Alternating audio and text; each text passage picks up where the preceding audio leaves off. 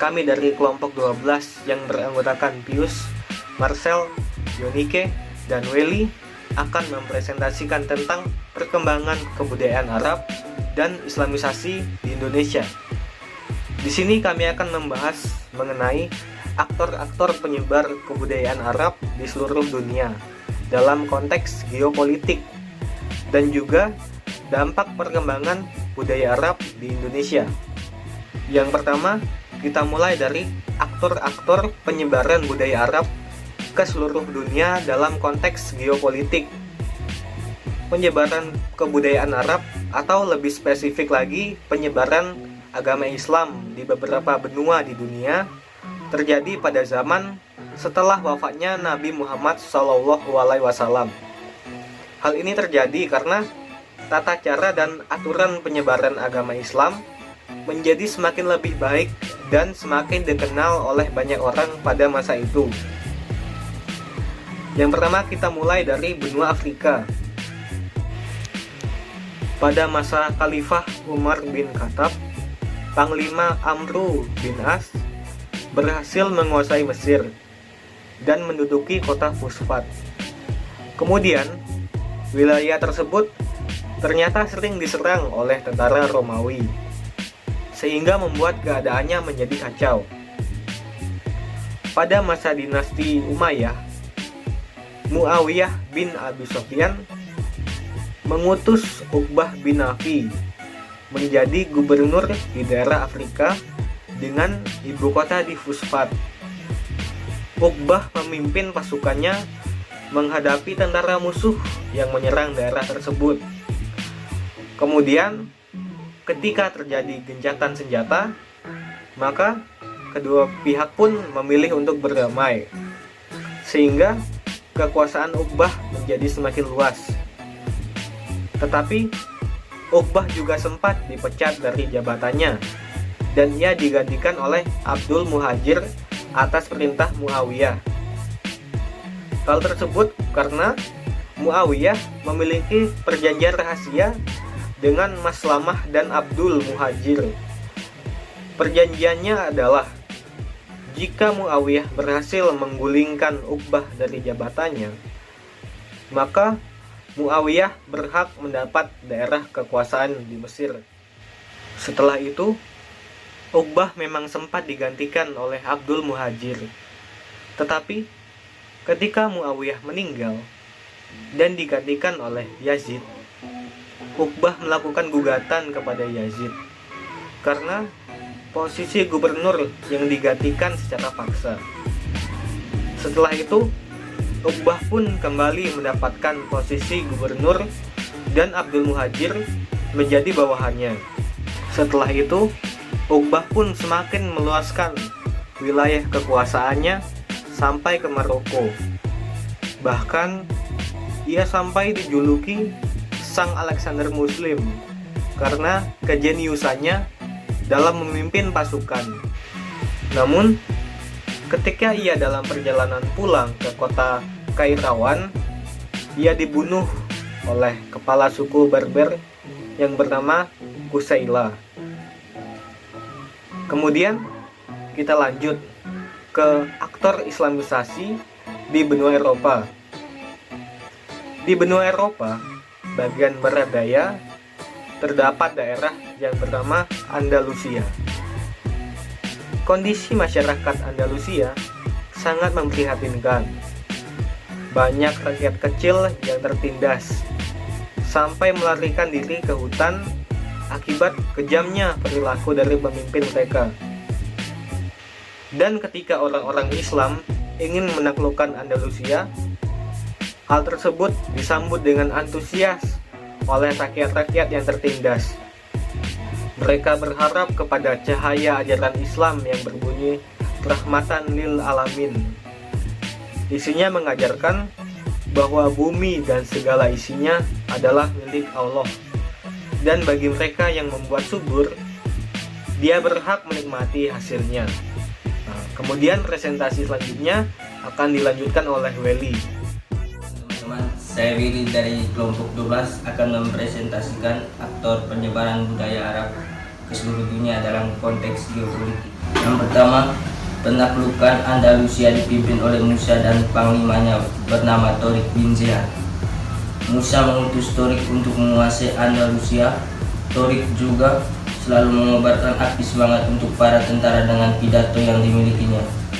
Ia juga selalu bertindak dengan bijaksana dengan cara tidak mengganggu daerah-daerah yang masyarakat orang-orangnya non-muslim, asalkan mereka taat dalam aturan membayar pajak.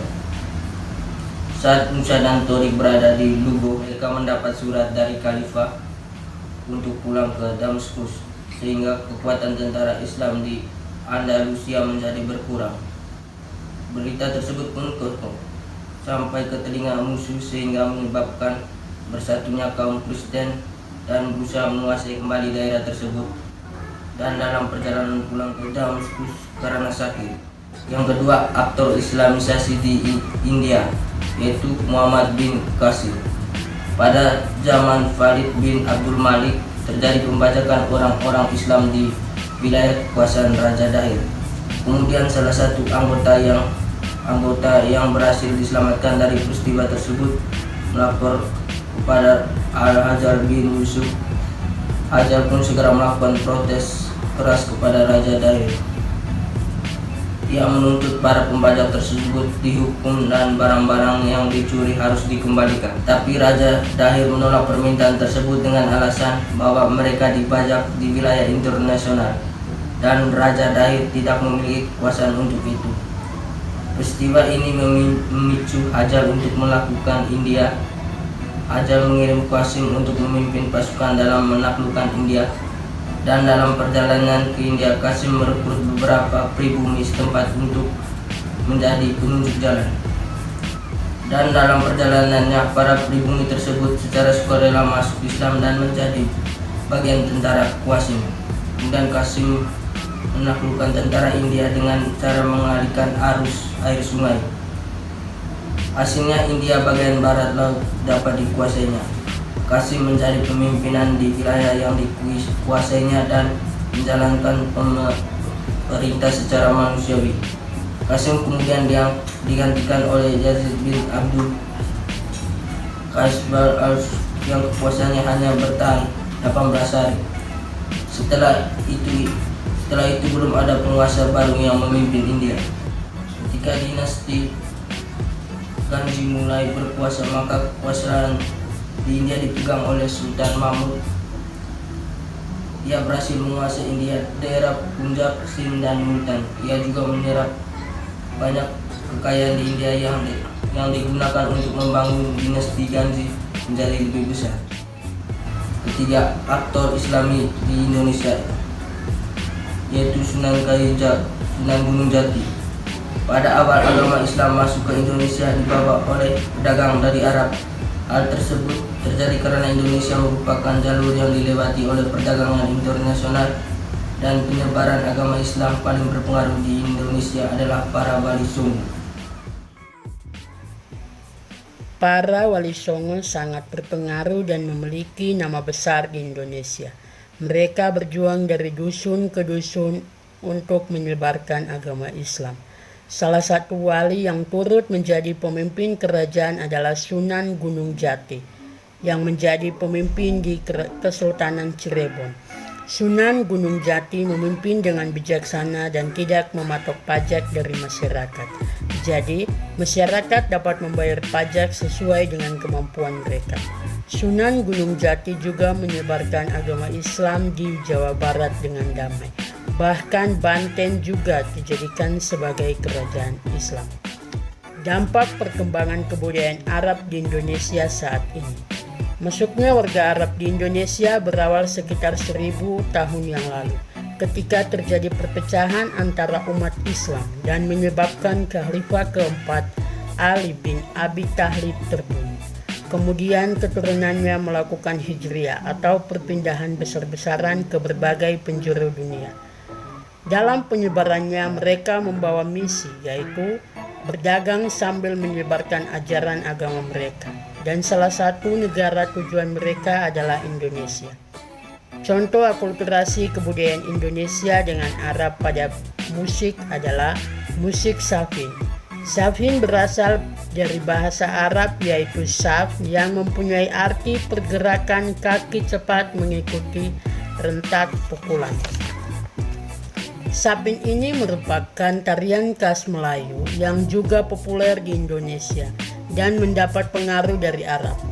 Tarian ini bersifat edukatif dan menghibur. Tarian ini biasanya digunakan sebagai media dakwah melalui syair lagu-lagu Shafin yang didendangkan.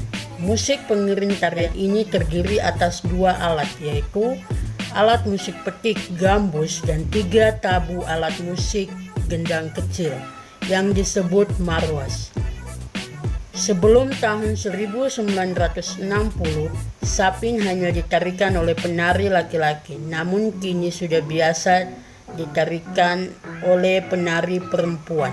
Tari Shafin sendiri gerakan tariannya sangat beragam, walaupun gerak dasar Shafinnya sama. Contoh akulturasi pada bidang alat musik adalah gambus. Gambus adalah alat musik tradisional yang pada umumnya dapat ditemukan dalam masyarakat Melayu. Alat musik ini dimainkan dengan cara dipetik seperti kecapi atau gitar. Bagian badan gambus berbentuk seperti labu yang dibelah 2 dan memiliki 3 hingga 12 senar. Susunan senarnya ada yang berupa senar tunggal dan ada yang memiliki senar ganda. Alat musik gambus ini digunakan sebagai pengiring hiburan di berbagai daerah. Di Indonesia, gambus datang bersama syiar Islam dari semenanjung Arab. Penggunaan alat musik ini terus berkembang dalam kebudayaan Melayu hingga saat ini. Gambus dapat ditemukan dalam kesenian-kesenian tradisional di berbagai daerah di daerah Sumatera. Beberapa daerah yang diketahui menggunakan alat musik gambus di Indonesia yaitu ada Aceh, Deli, Belitung, dan Lampung. Dalam bidang bahasa Arab adalah salah satu bahasa Semit Tengah yang termasuk dalam rumpun bahasa Semit dan berkerabat dengan bahasa Ibrani serta bahasa-bahasa Neo-Arami. Bahasa ini dibawa oleh bangsa Arab di Indonesia saat datang ke Nusantara sebelum pada abad ke-18. Bahasa Arab pun eksis di Indonesia. Bahasa Arab menarik minat jutaan penduduk untuk mempelajarinya karena sebagian istilah dalam agama Islam berasal dari bahasa Arab. Bahasa Arab juga telah diajarkan di pesantren-pesantren dan sekolah-sekolah di Indonesia. Bahasa ini digunakan saat beribadah, utamanya sholat. Bahasa ini pun kerap dipergunakan saat pengajian atau kenduri. Sekiranya 1494 kosakata bahasa Arab diserap dalam bahasa Indonesia. Salah satu wujud pengaruh Arab Persia yang secara budaya lebih sistematik adalah pesantren. Asal katanya kemungkinan sastri yang berarti orang-orang yang tahu kitab suci agama Hindu dari bahasa Sanskerta, atau cantrik dari bahasa Jawa yang berarti orang yang mengikuti kemanapun gurunya pergi. Fenomena pesantren sesungguhnya telah berkembang sebelum Arab Persia masuk. Pesantren saat itu menjadi tempat pendidikan dan pengajaran agama Hindu. Setelah Arab Persia masuk, materi dan proses pendidikan di pesantren diambil oleh Islam. Pesantren pada dasarnya sebuah asrama pendidikan Islam tradisional. Siswa tinggal bersama dan belajar ilmu keagamaan di bawah bimbingan guru yang dikenal dengan sebutan kiai. Asrama siswa berada di dalam kompleks pesantren di mana kiai berdomisili. Dengan kata lain, pesantren dapat diidentifikasi dengan adanya 5 elemen pokok, yaitu pondok, masjid, santri, kiai, dan kitab-kitab klasik. Seputar peran signifikan pesantren ini, Harijé berpendapat menyebutkan bahwa sejarah Islam ala Indonesia adalah sejarah memperbesarkan peradaban santri dan pengaruhnya terhadap kehidupan keagamaan, sosial, dan ekonomi di Indonesia. Melalui pesantren ini, budaya Arab Persia dikembangkan dan beradaptasi terhadap budaya lokal yang berkembang di sekitarnya.